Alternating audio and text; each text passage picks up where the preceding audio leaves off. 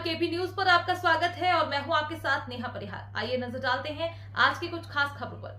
All India Insurance Employees Association Madhya Pradesh एवं छत्तीसगढ़ की मध्य क्षेत्रीय इकाई सेंट्रल जोन इंश्योरेंस एम्प्लॉइज की 2 दिवसीय बैठक 28 तथा 29 दिसंबर को इंदौर में प्रारंभ हुई। बैठक में संगठन के अखिल भारतीय महासचिव श्रीकांत मिश्रा, मध्य क्षेत्र के अध्यक्ष अजीत केतकर, महासचिव धर्मराज महापात्र सहित दोनों राज्यों के रायपुर, भोपाल, इंदौर, सतना, शहडोल, जबलपुर, बिलासपुर, ग्वालियर के कार्यकारिणी समिति के 50 नेता शामिल हुए। बैठक में भारत सरकार के वित्त मंत्रालय के अधीन वित्तीय सेवा विभाग ने द्वारा अपने कार्यालय ज्ञापन दिनांक 26 नवंबर 2024 के माध्यम से बीमा अधिनियम 1938, जीवन बीमा निगम अधिनियम 1956 तथा बीमा विनियामक एवं विकास प्राधिकरण अधिनियम 1999 के विभिन्न प्रावधानों में संशोधन के प्रतिकूल प्रभाव पर विस्तार से चर्चा के बाद इसके खिलाफ आंदोलन की रणनीति पर चर्चा की गई। उल्लेखनीय है कि इन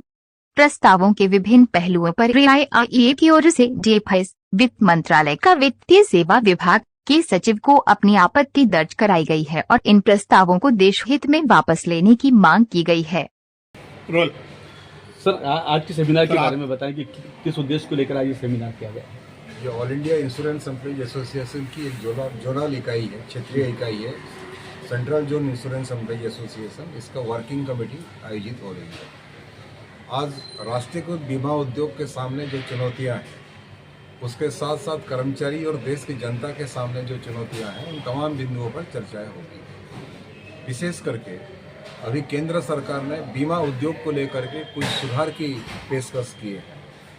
हमारी समझदारी है कि ये सुधार नहीं है, ये सुधार देश की राष्ट्रीयकृत बीमा उद्योग, देश की अर्थव्यवस्था को बर्बाद करेगी। मुख्य रूप से 4 प्रस्ताव जो सरकार लाने के लिए कुछ प्रपोजल रखे हैं फाइनेंस मिनिस्ट्री की तरफ से, उसमें सबसे जो खतरनाक है कि बीमा उद्योग में विदेशी पूंजी का हिस्सा जो अभी 74% है, उसको 100% करने की। हमारी समझदारी से इसकी कोई आवश्यकता नहीं है। कानूनन अभी इजाज़त है, कोई भी बीमा कंपनी, घरेलू बीमा कंपनी चाहे तो 74% ला सकती है, लेकिन वास्तव में जो विदेशी पूंजी आई है मात्र 32% आई है। तो 32% ही अगर है, 74 नहीं हुआ है, तो फिर 100 करने की आवश्यकता क्या है। इसका केवल एक ही परिणाम होगा कि 100% अगर बीमा में विदेशी पूंजी लाया जाता है तो निजी क्षेत्र में जो घरेलू सरमाएदार घराने हैं, उनको छोड़ करके विदेशी सरमाएदार घराने अपना बीमा कंपनी 100% पूंजी में अगर कारोबार शुरू करेंगे तो हमारे घरेलू बीमा बाजार में एक घोर संकट पैदा होगा। और सबसे जो खतरनाक होगा, LIC जैसा संस्थान या राष्ट्रीयकृत आम बीमा उद्योग जैसा संस्थान, वो भी मजबूर हो जाएंगे मुनाफे के चक्कर में। जो अमीर तबके के लोग हैं उनका बीमा ही करेंगे, जो गरीब हैं, देश के असंख्य तबके के जनता जो गरीब हैं, मजदूर हैं या जो बेरोजगार हैं, उनका बीमा कोई नहीं करेगा। इसीलिए बीमा उद्योग में विदेशी पूंजी 100% करने की कोई आवश्यकता नहीं है। कि सरकार ये कह रही है कि 2047 तक हमें कहा जा रहा है कि हम लोग अमृत काल में प्रवेश करने वाले हैं। पता नहीं,